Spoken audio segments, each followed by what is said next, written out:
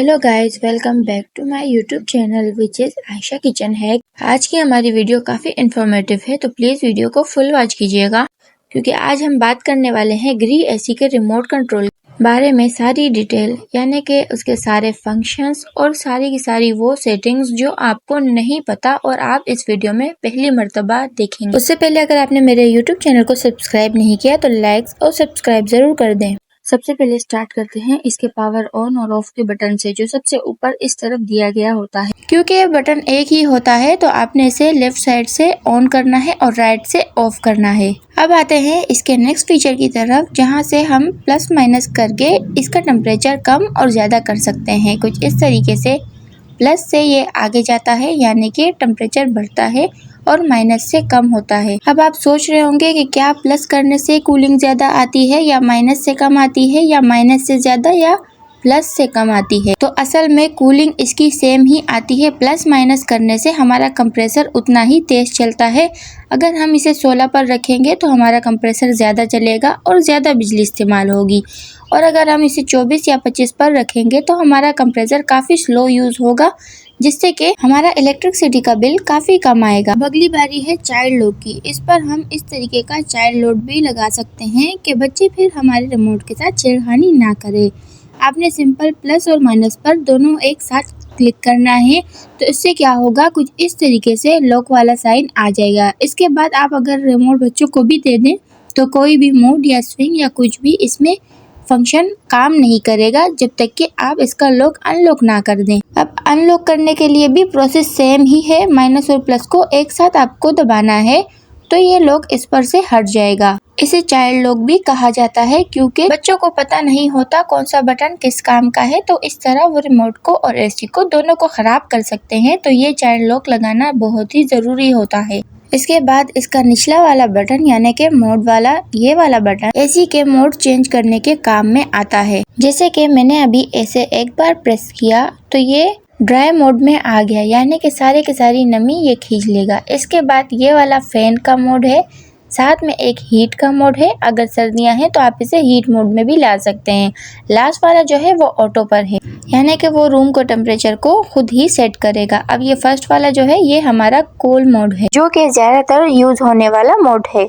इसके साथ वाले बटन की तरफ जिस पर लिखा हुआ है फैन, इसका सिंबल सबसे ऊपर दिया गया है। इससे हम फैन की स्पीड को कम या ज्यादा कर सकते हैं। कम रखना चाहते हैं तो कम रखें या ज्यादा, या फिर आप इसे ऑटो पर लगा दें तो रूम के टेम्परेचर और बाहर के टेम्परेचर के हिसाब से ये इसे मैनेज करता है। चलते हैं इसके नीचे वाले बटन की तरफ जिस पर लिखा हुआ है स्विंग।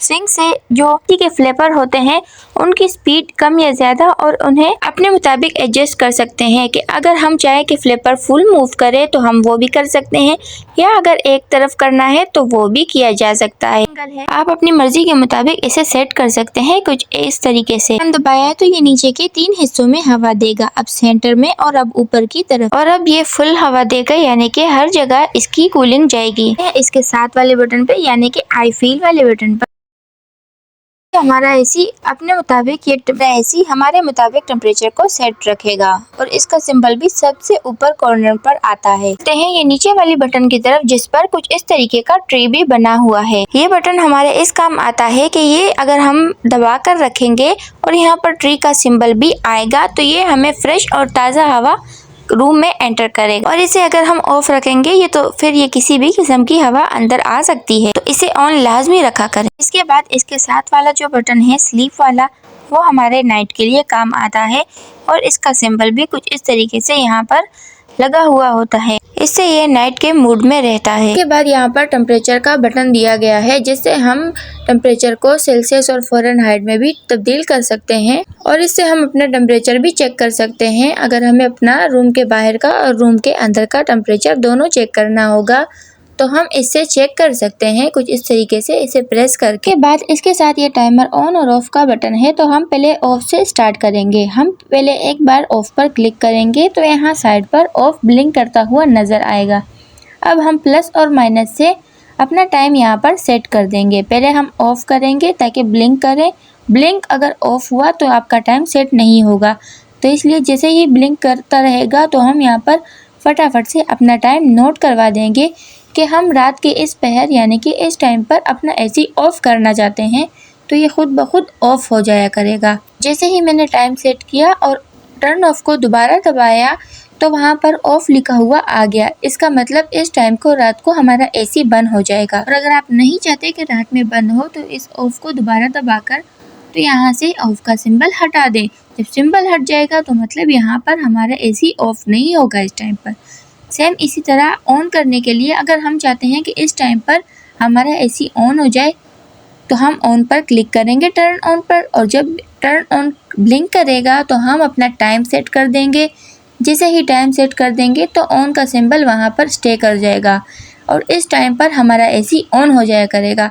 और अगर हम नहीं चाहते तो हम इसे दोबारा से टर्न ऑन पर क्लिक करके इस सिंबल को यहाँ से हटा देंगे। अब चलते हैं ये निचले वाली बटन की तरफ जिस पर लिखा हुआ है क्लॉक। ये यानी कि हमारा जो क्लॉक बना हुआ है हम इससे अपनी टाइम सेट कर सकते हैं।